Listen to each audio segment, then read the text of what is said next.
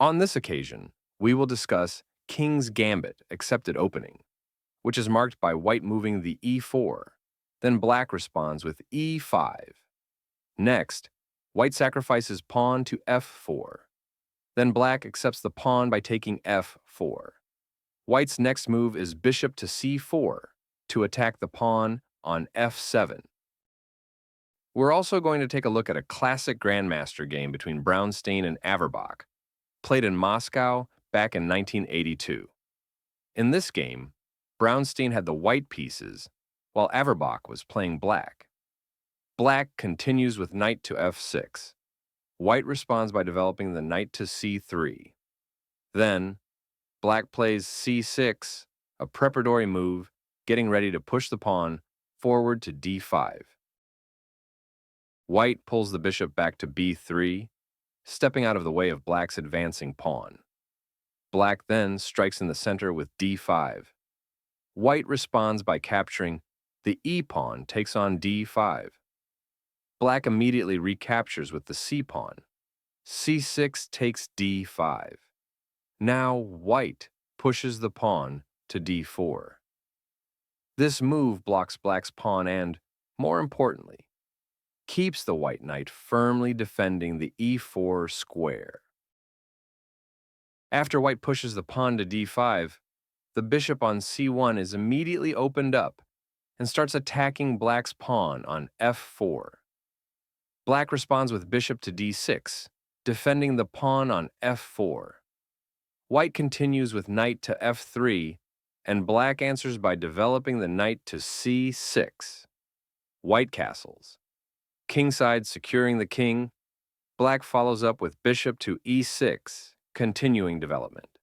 Then, white jumps forward with knight to g5, directly putting pressure on the bishop on a6. At this point, black still hasn't castled. Instead, black pushes the h-pawn to h6, challenging the knight on g5. The knight captures the bishop on e6, and black recaptures with the f-pawn. f7 takes e6. After that, the bishop from c1 captures the pawn on f4.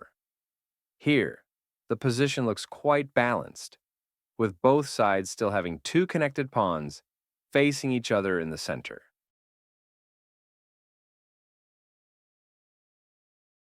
Today we're going to break down a Grandmaster game featuring the King's Gambit Accepted, the famous encounter between Ivanchuk and Piket, played in Linares in 1997.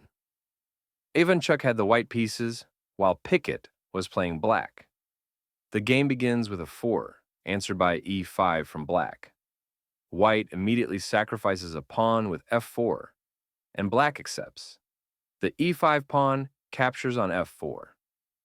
White develops aggressively, bishop to c4, putting direct pressure on the sensitive f7 square.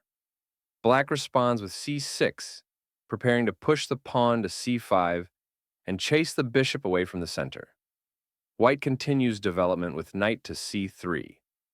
Black strikes back in the center with d5, attacking the bishop on c4.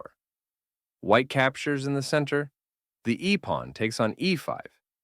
Then black plays queen to h4 with check.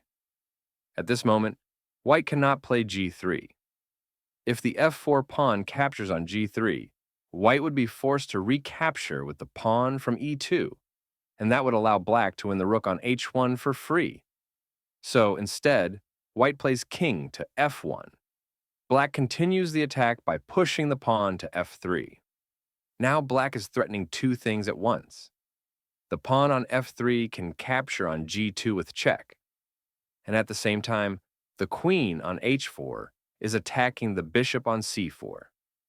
Because of this, white plays d3, defending the bishop on c4 and controlling the f4 square, while the c5 and d4 squares become active and are now influenced by black's bishop. Black then plays f3, takes g2 with check. White calmly responds by capturing the pawn with the king on g2. This is possible because black's queen has no follow-up checks. There's no check on g3 because the h2 pawn blocks it. No check on g4 because white's queen controls that square, and no check on g5 because the bishop is guarding it.